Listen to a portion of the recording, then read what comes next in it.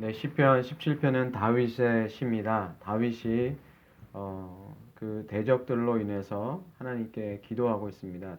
다윗의 시를 보면 다윗이 늘 그 곤란 가운데 있고 그 쫓길 때 다윗이 지은 시들이 많이 있습니다. 예, 적들이 너무나 많아서 다윗이 이렇게 기도했죠. 나의 대적이 어찌 그리 많은지요라고 다윗이 종종 기도하는 것을 보게 됩니다. 27편에 다윗이 하나님께 기도하고 있는데 어, 그 기도하는 다윗이 얼마나 하나님 앞에 그 깨끗한지에 대해서 자신이 얘기하고 있습니다. 자기 입술이 거짓되지 않다 그랬고 3절을 보면 주께서 내 마음을 시험하고 이렇게 감찰하셨다 그랬죠. 이렇게 뭔가 불순한 것이 있는가 하나님께서 감찰하셔도 그 흠을 찾을 수 없다라고 다윗이 얘기하고 있습니다. 그리고 자기 입으로도 범죄하지 않았다는 거죠. 그러니까 다윗이 하나님께 기도할 때 자신을 살폈을 때 자기가 하나님께 범죄하지 않았다는 것이고 또 우리가 인간이기 때문에 어떻게 죄가 하나도 없을 수 있겠습니까? 그러면 이 다윗이 기도하는 것은 자기를 공격하는 그 사람들에게 자기가 뭔가 잘못해서 그들이 자신을 공격해야 되는 어떤 이유, 근거 이런 것이 하나도 없다는 뜻이죠. 자기 하나님 앞에 정말 그 말씀을 따라서 살려고 했고 그리고 그 모든 악을 거절했다는 것입니다. 그러니까 시편 1편에 우리가 보듯이 그 복 있는 자, 그죠? 하나님의 말씀을 주야로 묵상하면서 살려고 했고 그리고 그렇게 하나님 앞에 그 정결함으로 그렇게 살려고 했는데 오히려 자기에게는 그 대적자들이 있다라고 얘기하고 있습니다. 그래서 5절에도 나의 걸음이 주의 길을 굳게 지키고 실족하지 하였습니다. 이렇게 기도하고 있습니다. 그래서 우리가 주님 앞에 이렇게 기도할 때 우리 자신을 잘 돌이켜 보면서 우리가 다윗과 같이 우리 마음이 범죄한 것이 있는지 살피고 그래야 우리가 주님 앞에 기도할 수 있는 것 같아요. 늘 하나님 앞에 우리가 우리 자신을 살피고 우리가 하나님 앞에 구할 수 있는 그 마음은 사실은 주님 앞에 우리가 깨끗해질 때 주님 앞에 기도할 수 있고 주님 앞에 더 나갈 수 있다라는 것을 알 수 있습니다. 그래서 우리가 주님 앞에 그 부르짖을 때 기도할 때 우리 자신의 그 죄가 우리 안에 있는지 살펴보는 것이 첫 번째 기도할 때 우리가 해야 될 일이라고 생각합니다. 그래서 다윗이 깨끗한 마음으로 하나님께 그 구하고 부르짖는다라고 얘기했습니다. 정말 이렇게까지 했는데도 대적들이 있다라고 다윗이 얘기하는 걸 보면 우리의 삶 속에 얼마나 눈에 보이는 대적이 있고 또 눈에 보이지 않는 영적인 싸움이 있겠는가 하는 생각을 하게 됩니다. 주님 말씀을 따라서 살 때 우리에게 정말 필요한 것이 바로 우리의 힘으로 다 되는 것이 아니라 주님께서 우리를 지켜주셔야만 하는 이유가 바로 여기에 있는 것 같아요. 우리가 그렇게 말씀을 따라 살려고 그러고 죄를 멀리하는 삶을 살려고 그래도 보이지 않는 그 어둠의 세력, 그 사단은 우리를 넘어뜨리기 위해서 사람들을 통해서 사람들을 사용해서 그리고 보이지 않는 우리에게 또 생각으로 우리를 공격하는 그것을 볼 수 있습니다. 그래서 다윗은 자기가 하나님께 늘 피하고 하나님께 부르짖는 그 삶을 살게 되는 거죠. 그러니까 우리 삶에 그 부르짖음이 없다라는 것, 하나님께 기도할 게 없다라는 것은 어떤 것을 의미하겠습니까? 하나님의 말씀을 따라 이렇게 살아도 부르짖음이 나오는데 정말 하나님 앞에 말씀 가지고 살아도 이렇게 다윗에게는 부르짖음이 나오는 삶이 있는데 어떻게 우리가 하나님께 부르짖는 삶이 나오지 않겠습니까? 어떤 분이 그런 말씀을 하셨어요. 미국의 어떤 분이 자기는 별로 이렇게 문제가 별로 없다는 거예요. 아들, 자식도 너무 잘 살고 명문대 들어갔고 돈도 많고 자기는 정말 인생에 문제가 없대요. 이 10편 17편을 잘 한번 묵상해 봤으면 좋겠어요. 예. 정말 우리가 하나님의 그 뜻을 살아갈 때 이러한 그 어려움 속에 영적으로도 그런 우리가 그 공격 속에 있고 우리가 주님께서 우리를 지켜주셔야만 한다라는 것을 우리가 깨닫게 됩니다. 8절에 나를 눈동자같이 지키시고 주의 날개 그늘 아래서 감춰주십시오. 이렇게 합니다. 그러니까 눈동자같이 지킨다는 게 뭐냐면 우리가 본능적으로 어떤 물체가 다가오면 제일 먼저 이게 막는 게 뭐있죠? 눈이잖아요. 눈은 반사적으로 눈이 감기는 것처럼 눈동자를 보호하지 않습니까? 바로 주님께서 우리가 기도할 때 주님 그 눈동자같이 지켜주시라는 것은 바로 그 눈동자를 보호함 같이 사람이 눈동자를 보호함 같이 본능적으로 그렇죠? 우리를 그렇게 하나님의 자녀니까 보호해 주십시오. 그리고 자신을 앞지 않고 자기의 목숨을 노리는 원수들에게서 벗어나게 해 주십시오. 다윗이 왜 그렇게 공격하는 사람들이 많았습니까? 다윗이 뭐 이렇게 잘못했어요? 다윗이 왜 이렇게 사울한테 쫓겨다녔습니까? 이유는 한 가지예요. 하나님이 다윗을 왕으로 기름을 부었어요.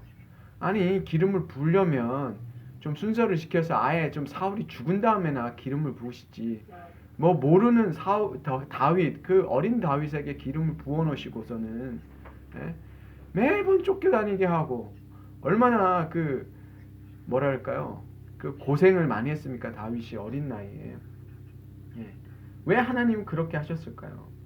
그것은 하나님께서 다윗에게 그런 훈련을 하신 거죠. 그 사울의 그 악함을 보고 다윗에게서 그 악함을 뽑아내기 위해서 그렇게 하셨다라고 말하는 사람들이 있습니다. 왜냐하면 우리가 타산지석에 그런 말이 있는 것처럼 그 사울이 하나님의 기름 부으신 자로서 얼마나 하나님을 떠나서 사는가. 그리고 그렇게 사울이 그 악함을 가지고 누굴 공격했습니까? 다윗을 공격했잖아요. 다윗이 누구였습니까? 사실은 사울의 사위잖아요. 사위. 아들이잖아요. 아들. 딸을 주고 그렇게 했어도 공격했단 말이에요. 그러니까 이 다윗이 그 얼마나 큰 고통 속에 있겠습니까? 그러나 다윗이 그 기름 부음을 가지고 하나님 앞에서 사울을 죽이려고 한 적이 있었습니까? 물론 그 옷자락을 한번 이렇게 뱄죠. 사울을 완전히 죽일 수 있는 찬스가 있었는데 그 옷자락만 베지 않습니까? 그때 다윗이 마음에 찔렸어요. 찔렸다고요. 왜냐하면 기름 부은 자를 그래도 죽이려는 마음이 살짝 있어서 그냥 위협하는 거였지만 어쨌든 손을 댔다라는 거죠. 칼로 그 옷자락을 댔다라는 것에도 큰 양심의 가책을 느꼈어요. 다윗이 왜 그랬습니까? 하나님께서 세운 자에 대해서 자기가 그 원수를 갚아서는 안 된다는 거죠. 하나님께서 말씀하신 것은 원수 갚는 것은 나에게 있다라는 그 말씀처럼 다윗은 그것을 하나님께 맡겼다는 거죠. 그리고 다윗은 그 사울이 죽었을 때도 아파서 그 우는 그런 모습을 보여줘요. 그러니까 다윗을 통해서 바로 우리가 어떻게 우리에게 악한 이들을 어떻게 할 것인가에 대해서 사실은 알게 됩니다. 그리고 이 다윗이 그 마음으로 기도할 때 하나님께 보호를 기도하지 않습니까? 그렇다고 사울이 나를 죽여주십시오라고 하진 않아요. 다윗이 그 생명을 보호해 주십시오라고 하나님께 기도하면서 그 압제하는 자들로부터 보호해달라고 기도하지 않습니까? 바로 우리에게는 이 기도가 있어야 돼요. 그리고 그들에 대해서 하나님께 맡기는 겁니다. 하나님께 그 원수 갚는 것은 나에게 있으니 하나님 앞에 맡기는 거죠. 그래서 신약에서는 예수님께서도 그 원수를 저주하지 말고 축복해 주라고 하지 않습니까? 그러면 우리가 잘 해봐야 돼요. 그 원수를 축복하라고 그러면 우리가 저놈들이 하는 일이 더 잘되게 해달라고 그 뜻이 아닙니다.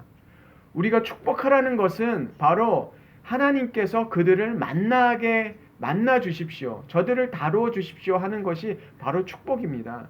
그들이 하고 있는 일이 더 잘되게 하라고 우리가 기도하는 게 아니라 그들을 축복하라는 것은 하나님께서 저들을 만나 주십시오. 저들을 그 악에서 돌이켜 주십시오. 그게 축복인 거예요. 자칫 우리가 생각하면 저러고도 잘 사는데 계속 잘 살게 해주십시오. 그 뜻이 아니라 하나님 저들을 그 악에서 돌이켜 주십시오. 그게 복이죠. 우리가 빌어주는 그들을 향한 기도, 복, 그게 뭐냐면 그들이 그 삶에서 돌이키게 해주십시오 라고 하는 거죠. 하나님이 저들을 만나 주십시오 하는 거죠. 그러면 하나님께서 그들에게 필요하다면 그를 징계하실 것이고, 그렇죠? 그들을 돌이키시는 그것을 하기 때문에 하나님께서 우리에게 요구하시는 것은 그들을 위해서 기도하고 축복하라. 그것은 바로 하나님이 그들을 만나 주십시오 라고 하는 것이죠. 하나님의 진노하심에 그들을 맡기는 그겁니다. 그래서 그들이 그 악한 이들을 어떻게 얘기하고 있냐면 그 사람들이 살아가는 삶의 목적이 14절에 나와 있습니다. 뭐냐면 여호와여 이 세상에 살아있는 동안 그들의 분깃을 받은 사람들에게서 주의 손으로 나를 구원하소서. 그러니까 살아있는 동안 그들의 상을 받은 사람들, 그 사람들이 악인인데 어떤 사람들이에요? 그 사람들은 얘기하고 있어요. 뭐라고 했냐면 그들은 주의 제물로 배를 채우고 자녀로 만족하고 그들의 남은 산업을 그들의 어린 아이들에게 물려주는 자니이다. 예. 이 사람들은 이 목적이 뭐냐면 이 땅의 분깃, 그 보상을 다 받았다는 거예요. 어떤 보상이요? 이 땅에서 누릴 수 있는 것을 다 누리고 사는 사람들, 그것만을 위해서 살아가는 사람들, 그리고 그것을 위해서 그 선한 사람들도 어떻게 해요? 사자와 같이 찢어버리려고 하는, 그쵸? 뺏으려고 그러고 넘어뜨리려고 하고, 정말 우리가 이 세상의 악을 보거나 어떤 경제 그런 제도를 보면 정말 악한 것들이 얼마나 많습니까? 정말 연약한 사람들은, 그리고 힘없는 사람들은 더 힘들게 만드는 그런 제도들도 많이 있고요. 근데 그런 사람들이 하는 것은 이 땅에서 누릴 분깃이 그거라는 거예요. 그러니까 왜 악인이 잘 될까? 그게 바로 그 사람들이 이 땅에서 누릴 그 보상이 바로 그거라는 거예요. 그래서 창세기를 우리가 볼 때도 그 하나님 약속을 받지 않은 사람들이 얼마나 잘 삽니까? 성을 만들고, 그리고 활을 잘 쏘고요. 그리고 강대했어요. 그 사람들이. 근데 성경에서는 뭐냐면 그 사람들이 누려야 될 보상이 그거라는 거예요. 이 땅에서 누리는 보상이 바로 그거라는 거예요. 예. 그 사람들이 이 땅에서 누리는 것이 바로 그 사람들이 누릴 보상이 이거라는 거예요. 그 뒤에는 그들에게는 그 복이 없는 거죠. 이 땅의 삶이 전부인 인생이 바로 그러한 사람들이라는 겁니다. 그리고 그 사람들은 어떻게 살아갑니까? 그 재물을 그 자녀애들에게 물려주는 게 목표죠. 배를 채우고 그것을 어린 아이들에게 물려주는 자이다. 예. 수천 년 전에나 지금이나 다른 게 뭐가 있습니까? 세월은 지나도 변하는 건 없는 것 같아요. 인간이 하는 그 속성은 변함이 없습니다. 바로 그것이 이 땅을 살아가는 사람들의 목적이 바로 그것이다 라고 얘기를 하고 있습니다. 그러니까 이것을 위해서 사실은 그쵸, 선한 자도 넘어뜨리고 그 압제하는 그런 세상인 걸 알 수 있습니다. 근데 15절에 보면 나는 의로운 중에 주의 얼굴을 배우르니 깰 때에 주의 형상으로 만족하리다. 정말 우리가 아침에 깰 때 주님의 형상으로 만족하십니까? 이 다윗이 그렇게 압제를 당하고 그렇게 하는데도 자기가 뭐에 만족하냐면 주님의 얼굴을 배우르니 주님의 형상으로 만족하리다. 이렇게 얘기하고 있어요. 근데 이 얼굴을 배운다라는 말이 사실은 어디에서 나오냐면요. 그 민수기에 보면 그 대제사장이 이스라엘 백성을 축복하는 그 기도가 있어요. 하나님께서 이렇게 기도해 줘라 라고 얘기하는 게 있어요. 그러니까 대제사장이 대속죄일에 1년에 한 번이잖아요. 그 대속죄일에 모든 백성의 죄를 다 그 지성소에 들어가서 그 모든 죄를 그 피를 뿌림으로 인해서 모든 죄를 다 용서를 받잖아요. 대제사장이 딱 한 번만 들어가잖아요. 그리고 대제사장이 그 용서를 받았을 때, 그러니까 그 모든 죄가 용서받은 그날 얼마나 축복된 날이에요. 그때 하나님이 그 아론에게 너 이 기도로 축복해줘라 하는 그 기도가 바로 이것이에요.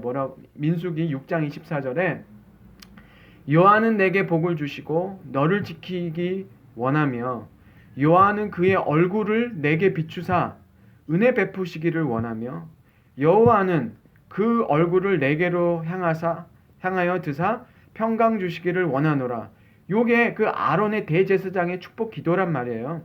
근데 그 기도의 내용이 뭐냐면 여호와께서 복을 주시는데 어떻게 해요? 그 얼굴을 너에게로 향하게 하사. 그러니까 하나님께서 그 백성을 바라보게 하시면 평강 주시기를 원하시노라. 이렇게 얘기하고 있잖아요. 그래서 그 얼굴을 향한다는 것은 하나님께서 그의 백성들을 복을 주신다는 것이고 그 백성들을 보살펴 주신다는 것이고 그 모든 의미가 들어가요. 그러면 우리가 여기서 평강 주시기를 원하나. 근데 이 평강을 우리가 잘 생각해 봐야 돼요. 그 평강 속에는 그 샬롬이라는 것은 모든 것을 다 담고 있어요. 그러니까 우리가 생각하는 모든 선한 것은 거기에 다 들어가 있어요. 한번 생각해 볼까요? 거기에는 샬롬에는 평화도 있고요. 번영도 있어요. 잘 되는 거. 제가 계속해서 뭐 재물을 구하면 안 됩니다. 그게 목적이 되면 안 됩니다. 라고 말했지만 하나님께서 우리에게 복을 안 주시나요? 복 주셔요. 그래서 하나님의 복 얘기할 때는 이 모든 것이 다 들어갑니다. 이 땅에 재물의 복, 그리고 건강의 복도 있고요. 안전함도 있고요. 형통함도 있고요. 지식도 있고요. 지혜도 있고요. 총명함도 있고요. 그 모든 복이 하나님께서 우리를 향하실 때 그 모든 복을 주시는 거죠. 우리에게 필요한 모든 복을 주신다는 것을 우리가 믿어야 됩니다. 제가 일일이 이런 복 우리가 다 찾아가지고 디테일하게 이런 복을 구해야 됩니다 라고 할 필요가 없는 게 이 하나님의 얼굴을 향할 때 하나님께서 평강 주시길 원한다는 그 기도 안에는 이 모든 것이 다 담겨 있기 때문에 그래요. 제가 처음에 미국에 올 때 그 종교 비자라는 걸 받았는데요. 저는 이 비자가 뭔지도 몰랐어요. 나중에 생각해보니까 이거는 정말 받기 힘든 비자였어요. 그때 안수받은 분들도 한국에서 받기 정말 어려운 비자였어요. 근데 저는 이 비자를 어디에다 사용했는지를 몰랐어요, 솔직히. 근데 이 비자가 할 수 있는 게 일이 너무 이렇게 많아요. 공부도 할 수 있고 일도 할 수 있고 뭐 여러 가지 이게 있는지 몰랐어요, 저는. 그러니까 모르니까 그냥 1년 동안 열심히 그냥 뭐 훈련 받는 데에서만 있었는데 사실은 이게 종교 취업 비자였어요. 저는 취업하라고 미국 정부에서 취업하라고 보내주는데 그게 뭔지도 몰랐어요. 마치 그런 것처럼 모르니까 그래요. 뭐냐면 평강 주시기를 원한다는 그 샬롬 안에 이 모든 게 담겨 있단 말이에요. 우리가 하나님 돈이 필요합니다. 우리에게 건강이 필요합니다. 라고 기도하지 않아도 하나님께서 주님의 얼굴을 비춰주시면 그 복 안에 그 모든 것이 다 들어가 있단 말이에요. 우리가 그것을 깨달아야 돼요. 건강해야 된다라고 건강할 수 기도하지만 저는 우리가 그 기도를 했기 때문에 안 했기 때문에 병은 있는 게 아니라 우리 몸속에 하루에도 그 많은 암세포들이 살다 죽다 한다 그러잖아요. 우리가 정말 병이 없었을까요? 과거에? 저는 있었다고 생각해요. 근데 왜 그게 병으로 안 됐죠? 하나님이 지켜주셨기 때문이라고 생각해요. 우리가 일일이 어떤 병 그렇게 구하지 않아도 하나님은 그 얼굴빛을 비춰주실 때 정말 그 모든 복을 다 우리에게 부어주시고 우리를 치료해 주시고 우리에게 공급해 주시고 우리에게 건강을 축복해 주시고 우리의 자녀에게 복을 주시고 그 모든 복이 다 담겨 있다는 거죠. 그래서 똑똑한 사람이라면 뭘 구하겠습니까? 이런 악인의 길, 정말 다른 사람들을 압제하고 넘어뜨리고 그렇게 해서 이 땅의 복을 쟁취하려는 그런 삶을 사는 게 아니라 우리는 그 여호와 하나님을 바라보면서 그 하나님께 복을 받을 때 그 모든 복들이 온다는 것을 우리가 늘 믿어야 됩니다. 그래서 우리가 오늘 아침에도 우리가 의로운 중에 정말 하나님의 말씀과 그 예수 그리스도 안에서 하나님의 그 얼굴을 배울 때 그 하나님은 우리에게 얼굴빛을 비춰주시면 그것이 우리에게 모든 그 하나님의 신령한 복들 우리에게 부어주신다는 것, 우리가 그것으로 정말 만족하는 그런 하루가 되기를 주님의 이름으로 축원합니다.